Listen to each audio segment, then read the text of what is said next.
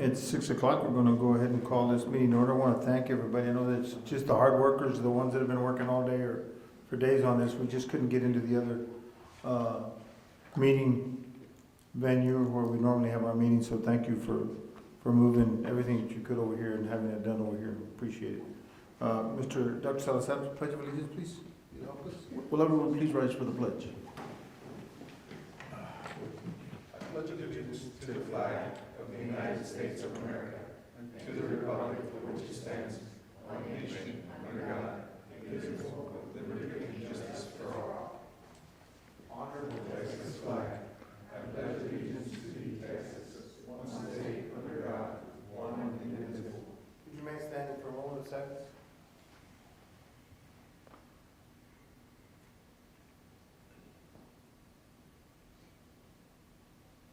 Thank you. Please be seated. Ms. Garcia, could you help us with the roll call, please? Mr. Susamaya? Present. Mr. Leonel Garza? Present. Mrs. Sandra Garcia, I'm here. Mr. Martin Castillo? Present. Mrs. Darlene Peterson? She's not here. Mr. Ray Farias? Present. Mr. Ruben Trevino? Present. Dr. Gonzalo Salazar? Present. Okay, just one more little comment here. We bounced around. We were originally going to have two meetings, and one was going to start at 5:30. It has always been the custom of the board and this administration to give us ample time to discuss items before we get to a meeting. Instead of doing that, we went ahead and put it all in one meeting starting at 6 o'clock. You're going to see those items. We'll still have two of them actually are going to be discussed in reports. And the other one is an action item and that can be, doesn't need to be pulled for discussion. If there's any kind of questions, we can do it at that time. We just thought that this would be the most effective way of, instead of having two meetings. So bear with us on that. Dr. Salazar, district reports. Mr. Amaya, members of the board, we did not include in this 3-ring binder each of the handbooks for our elementary, middle, and high school. But we are prepared that they are included in board book and with a board book which we released on Thursday. But I am going to ask Mrs. Amaro to hit some of the highlights of those handbooks out of courtesy to the board. Hello, good afternoon, Mr. Amaya, members of the board. Most of the changes or the updates that were done to all 3 middle school, high school, and elementary handbooks are minor.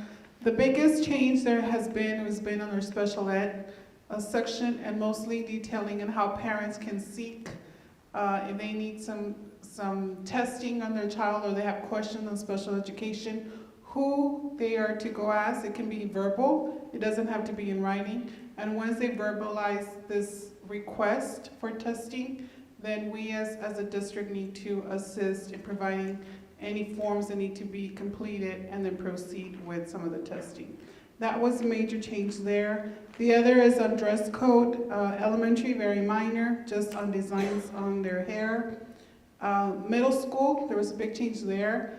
Accepting or letting them use a navy blue pants. Right now they use khaki pants or blue jeans on Friday.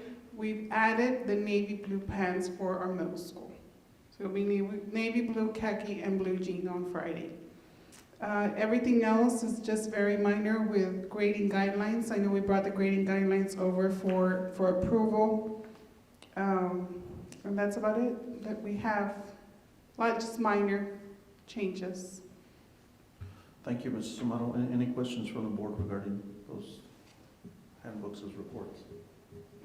I just have a comment. I want to thank you for adding the blue pants on behalf of every girl who's ever gone to those Fresnos High School.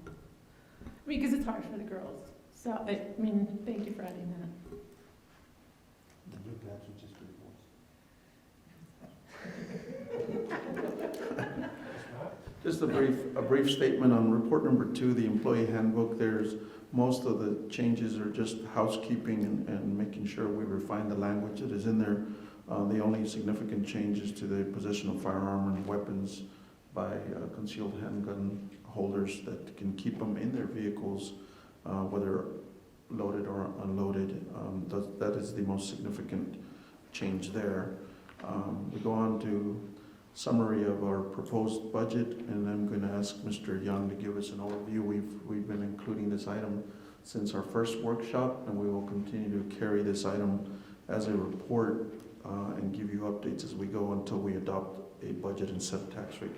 Mr. Young? Thank you, Mr. Salazar, members of the board. Can y'all hear me okay? Or No. Okay, very well.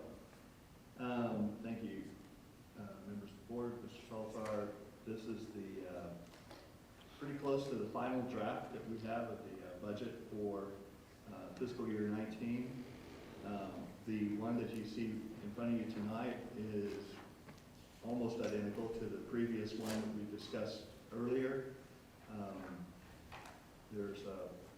We've been continuing to refine it, so we've pulled out a few more duplicates that were in there. We've actually whittled it down a little bit more. We've gotten to include all of the salary proposals that we've made so far. So just to recap on that, it's a $4,000 increase for everyone on the professional hiring schedule. That's the largest group that we have in the district. So these are teachers, librarians, counselors, nurses, diagnosticians, and so on. Then in the manual trades, the classified positions, as well as the administrative, we're now at 5% from the minimum there on those. The only thing that you haven't seen before reflected in the budget was the stipends change for the principal stipends, and we've included those in here as well. So now, unless there's something else that we've missed, this is pretty much the way it's going to sit. Of course, barring any input that you all might have for us as well.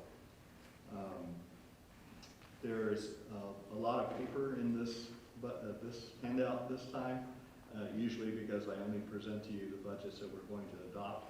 But I did also include the backup information that we've done in the past. We have the campus allocations in here, the departmental allocations are also in here, and they're noted. You might see some red ink on there. It doesn't necessarily mean it's bad. It's just that's where we see increases. Pull the page up here for you. If you want to briefly see the departmental increases, it would be Page 377. 377. And you can see where we've got increases there. There's some in maintenance, some in the police department.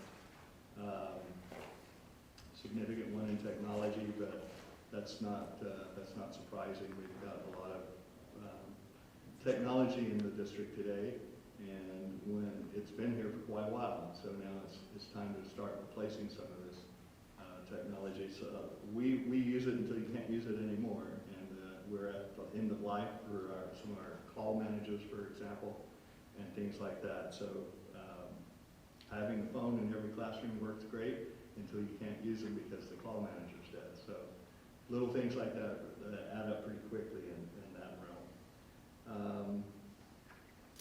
I also, on the next page, included a sheet just because we wanted to show you where we began this process back in April or May. And when we first originally started talking about raises, we were using a different percentage on some of those. So that's where we were May 25th, and then as of where we were at the end of last week, which included all of those items that I mentioned to you just a little while ago.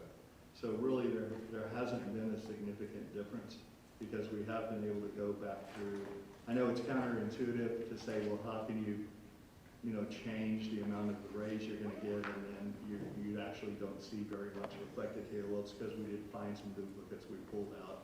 We saved in some areas where we had vacancies, so we just closed those, and that made up a lot of the difference there. So really only about a $76,000 difference between back in May and what we're proposing today. Mr. Young, for the benefit of the board, would you please explain AP, CPMT? these are the paid groups. This is basically how we assign the raises. AP is the administrative professionals. That's probably the smallest group. CP are the classified positions. MT is the manual trades, and the PHS is the professional hiring schedule.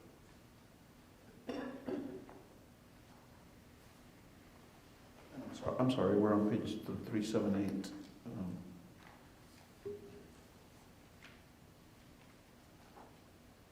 And just since we haven't discussed it in the past, I included some of the data. Well, actually, we did discuss it at some workshops, but I included the data that we are using as backup for the changes to the principal stipends. So you'll see on page beginning of 379, you'll see the CISD salary survey documentation, and I believe Dr. Salazar sent this out with the weekly as well. With the weekly update, yeah. So you have each one of those at the top. It's 3 or 4 pages for each section. It'll say what level we're talking about. For example, if you flip over to 385, page 385, you'll notice at the top it's highlighted high school. Well, these are high school principals, and this is a comparison of Los Fresnos and the rest of Region 1. So here to your right side there, under average incumbent pay, I put a box around that median 50th percentile. The my district number at the top, that means Los Fresnos. So at the 85.6, that's Los Fresnos. For Region 1, it's 99,180. So if you look below there, Los Fresnos is only paying 86% of what's the median in the region. So we're off like 13.5 there. And that's not to be the highest paid principal in the region. That's to get to the median for the region. So as you can see, if you thumb through these, it kind of makes a pretty big impact. And that's why we just felt like something had to be done there.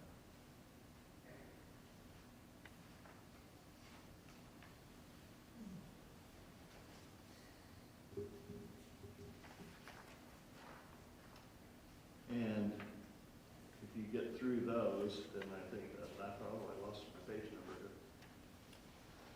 Should be page 391 is a summary sheet that gives you the effect of each of the campus principals. Of course, we didn't include any names on here, but most of you are familiar with who's where.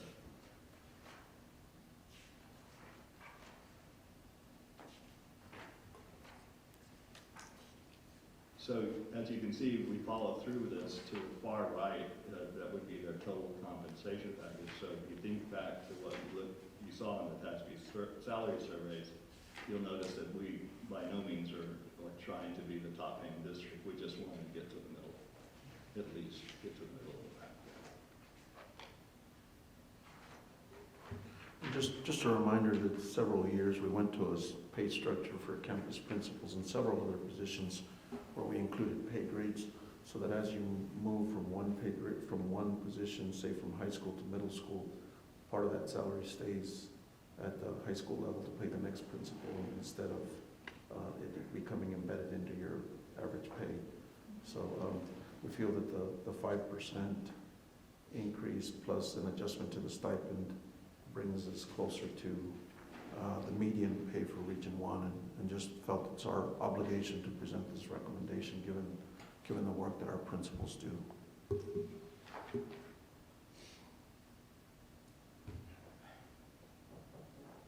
I'll be happy to answer any questions, or did I leave anything out? No.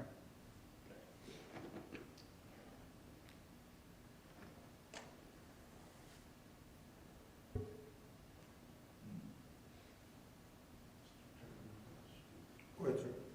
I'm sorry. Mr. Young, so then I'm sure that these figures here with the proposed are included into the budget that we're being shown correctly, right? I mean, right now. That's correct. Right. Yeah, the only the difference, for example, if you look at the first one, up there. The difference is the stipends. The difference between the last budget you saw and this budget is the last budget had a stipend of $1,800. This budget has a stipend of $5,000. The raise that we had proposed was already included.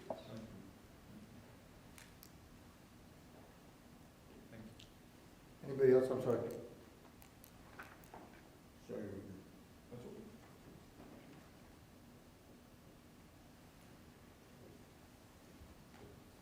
Mr. Meyer, if there aren't any other questions, we'd like to give you an overview of the fund balance. About this time of year, we begin to project out what our fund balance is going to be. In the next few weeks, we're going to be bringing a recommendation to earmark some of these funds in our fund balance. But again, I'd like Mr. Young to expand, Mr. Young and his staff to speak to. Give us an overview of the fund balance, please. Okay, thank you, Dr. Salazar. There are 3 sheets here, and I'm going to kind of go back and forth between them. So on the cover sheet, I feel like I did a pretty good job of summarizing what the next 2 pages are. There's really only 2 pages with numbers on them. So I would like to go to that second page, page 393, to tell you why. This is the way that we look at it. This is the way we approach this thing. Page 393 is Exhibit C1 that is included in the annual audit report. This page in front of you tonight is from the 16-17 audit, which was our most recently completed audit. And so the end of last year, and I'll draw your attention to that red box circled down at the bottom. That's what we're talking about tonight. The numbers we want to discuss tonight. That inside that red box is a description of our fund balances. And as you'll notice, we ended the year with a total fund balances of $45,709,000. Now, out of that, obviously, it's not free and clear for us to do whatever we want to with that $45 million. And several years ago, when the latest GASB policy regarding fund balance came out, we adopted that version. And so we broke up fund balances into several different categories. So if you go up from that $45 million number up to the top of that red box, you'll see that we have the first category, which is called non-spendable. And it's taken, that's money that we've already committed into next year. And the example that I use is, say, student insurance. Student insurance begins August 1st. Well, only 1 month of that belongs in this fiscal year. The other months belong in next fiscal year. So we have several things similar to that we have to commit to before the year starts. Practice starts August 1st, or that's the way it usually works. So we have to have it in place August 1st, so we have to act on it this year, even though the 11 months of it is an item to be paid next year, for next year. So it's what we call prepaid items. And so things like that are included in non-spendable. Then you have the restricted fund balance. Restricted means these are items that can only be spent on a certain thing. For example, the food service. Food services is funded through federal funds that flow through the state of Texas, but they still have that federal funds tag to them. They can only be spent in food services. So those are restricted funds. The next item is committed fund balance. Committed is something we do locally. So that's where the board takes official action. There's an official resolution by the board to set aside a certain amount of money for whatever legal purpose the board deems necessary. That's totally up to you. And so as you can see, for some time we've been carrying these committed amounts here, 2.5 million for construction and 225,000 for land purchases. So that's what's in the committed side of our fund balance right now. Then you get to the assigned fund balance. The assigned fund balance is something that's determined by either the administration or the board and administration in conjunction with each other. You see there's $1 million sitting in assigned fund balance. That's because that's where I used to put the money that we considered the difference between what we earned by the TRE and what we would have earned had we not had a TRE. Because it was, we had said that money that we earn that's different, we're not going to put it into recurring expenses. So we would assign it into this category right there. So that's why you see an amount there. So then, once you back out all those categories, now you get to the 38.9 million that's called, categorized as unassigned fund balance. Now, again, that's not all free and clear because you have a few other things committed to that. But as far as an auditor is concerned, it is free and clear to the board. The board can move that around, you can decide, you can commit, you can uncommit, you can do whatever you feel like needs to be done for the district. So from an auditor's perspective, that's the number they look at when they try to judge what is the health of the district. And the health of the district is typically, you've heard Judge Costos come in and talk about the audit reports, and a lot of times he phrases it in terms of how many days of expenses do you have in your pocket? How many days do you have? How many days can you run? And a good rule of thumb, something to shoot for, is to have at least 90 days of operating expenses. That's considered a healthy district. Well, with this number here, had we decided prior to the close of last year that we wanted to target 90 days, well, we needed to come out and commit about 15 million so that we could back it out of that 38. The 38 is too high.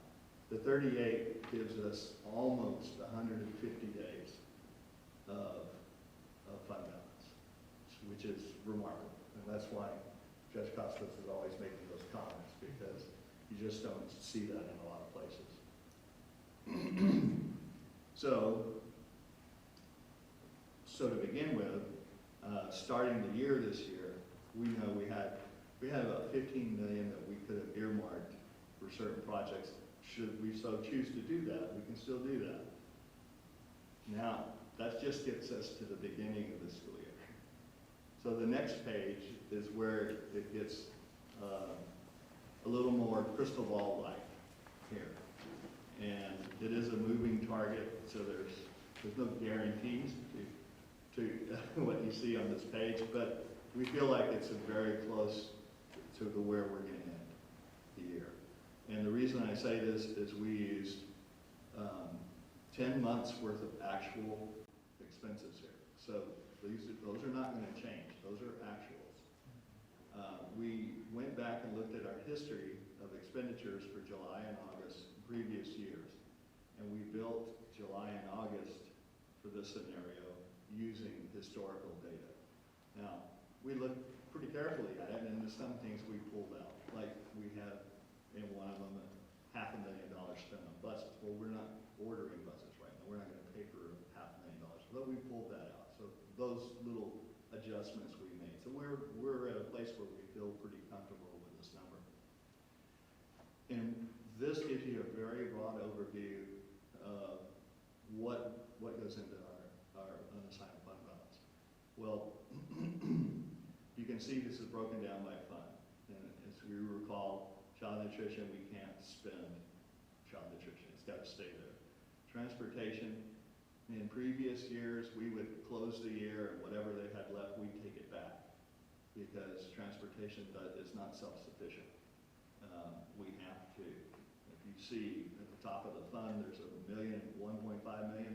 That's the allocation from the state. And you look down towards the bottom, you see a transfer in of 2.7 for transportation. That's because that's how much we fund transportation locally at the local level. So, well, our philosophy used to be, let's take back whatever they don't spend at the end of the year when we close the books. We quit doing that a couple of years ago because I was rolling that forward and buying buses with it on a regular basis. So we can talk about buses at a different time. We're not, that's not in the plan for right this minute, so. But I'm just trying to give you an idea of what's in front of you on that paper. And then you see the mandated spending programs, beginning with gifted and talented and running through high school allotment. And on the far right side of the page, there's a total, but what we really need to focus on is the column before the last column that says 199 general fund at the top. So that's where additional fund balance is going to come in there. We're looking at,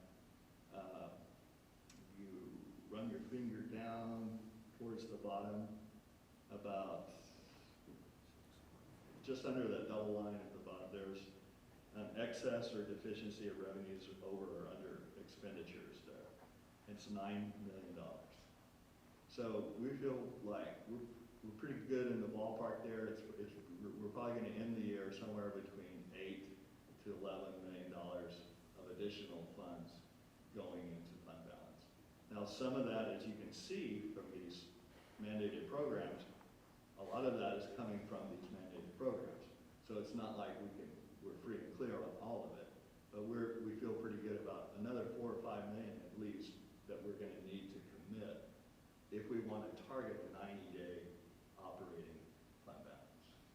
So to summarize, back up a little bit, and I would say that we will be preparing recommendations to bring to you before the close of the fiscal year to allocate certain amounts as committed and or assigned.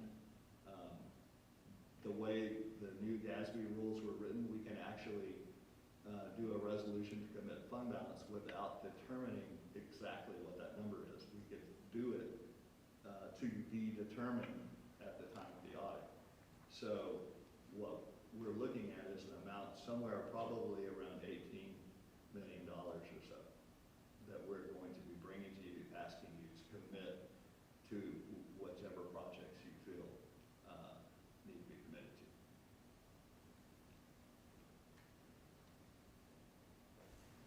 Questions?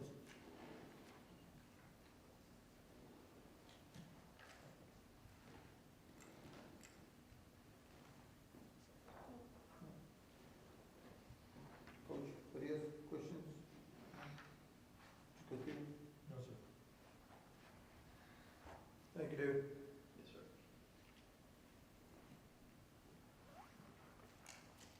Anything else on Coach? Nothing else on Coach?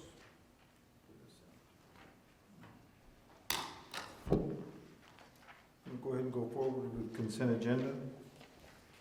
As you see, we have 21 items on consent agenda. As in the past, any board member wishing to pull an item can do so. We'll pull that item for discussion. If all other items that are not pulled, if any of them are pulled, will be decided on a single vote. At this time, I will entertain a motion to approve consent agenda as listed, unless there's a board member that would like to pull something. Mr. Trevino? Yes, Mr. Amaya, President Amaya, I move that the board approve consent agenda as written on today's agenda. Is there a second? Mr. Castillo? We have a motion and a second to approve consent agenda as was posted. All those in favor, please signify by raising your right hand. It is unanimous. Moving to action items. Action item number 1, discuss and take action as necessary to approve district selected reading inventory tools for first and second grade students. Is there a motion? Ms. Garcia? Mr. Trevino is seconded. We have a motion and a second to approve district selected reading inventory tools for first and second grade students. Any discussion? There is no discussion. We have a motion and a second for action item number 1, just to approve district selected reading inventory tools for first and second grade students. All those in favor, please signify by raising your right hand. It is unanimous. Item number 2, discuss and take action to approve the Fresnos CISD guiding documents, A, core values, B, profile of a graduate, and C, district goals. Is there a motion? Mr. Trevino? We have a second? Mr. Farias? Discussion? I would like to just give the superintendent a little bit of time. This is one of the items that we would have put on a workshop, just to, if there's any specific discussion from the board members, we can do that. If not, if you want to give us any type of additions, you've already presented this to us. I don't know if there's something else that you want to emphasize or anything else. Dr. Salazar? Nothing more than capturing our values really sets us on course for sustaining the level of performance that we've had. The reason for bringing this item is that, in fact, we wanted to hold it in a workshop because some of you said you would need a little more time to think on them. And it is a working document. At any time that the board wants to give us any feedback, we can revise any one of these documents, but otherwise we'll adopt them and use them as our guiding principles for decisions on curriculum and other matters. Questions from a board member? There is no further discussion. At this time, we have a motion and a second to approve the Fresnos CISD guiding documents, core values, profile of a graduate, and district goals. All those in favor, please signify by raising your right hand. Is unanimous? Action item number 3, discuss and take action to approve revisions to the pay grades for the 2018-2019 school year. Is there a motion? Ms. Garcia? Second? Mr. Trevino? We have a motion and a second to approve the revisions we've made to the pay grades for the 2018-2019 school year. Discussion? There's no discussion? Since we have a motion and a second for action item number 3 to approve revisions to the pay grades for the 2018-2019 school year, all those in favor, please signify by raising your right hand. Once again, it's unanimous. Action item number 4, discuss and take action to approve the superintendent's personnel recommendations for following positions for the 2018-2019 school year. We have teachers on the agenda tonight. Is there a motion? Mr. Farias? Move that we accept and approve the superintendent's personnel recommendation. Is there a second? Mr. Garza? Discussion? There being no discussion, we have a motion and a second to approve the superintendent's personnel recommendations for the positions of teachers for the 2018-2019 school year. All those in favor, please signify by raising your right hand. Unanimous. Dr. Salazar? Mr. Maya, members of the board, we have several announcements as we get closer to the start of the school year. We want to tell you about the new teacher in-service that we will hold on July 31st through Wednesday, August 2nd. Several staff members have been working hard to put together the type of experience that will welcome our teachers and set the expectations and the tone for the school year. On Friday, August the 3rd at 9 a.m., you want to take in a volleyball game. There's a scrimmage in Hidalgo against Hidalgo and Weslaco East, a couple scrimmages there. On August 6th through Thursday, August the 9th, we have our Teacher Professional Learning Day. It's a week-long week of in-service. Tuesday, August 7th is our convocation at the Los Fresnos LFU Dome. Our staff has begun setting up for that, and we invite you. Mark your calendars, Tuesday, August 7th, convocation. That's always a good time. This year's theme is Fiesta, so we're going to have Mariachi Folclórico en Conjunto. We start at 8 o'clock sharp. So, yeah, our campuses staff is going to be bussed in and bussed back to, we'll use a shuttle system to make sure everyone has ample space so we don't run out of parking space. So we look forward to having you if your schedules allow. Those are all the announcements we have at this time. It's 6:35, meeting adjourned.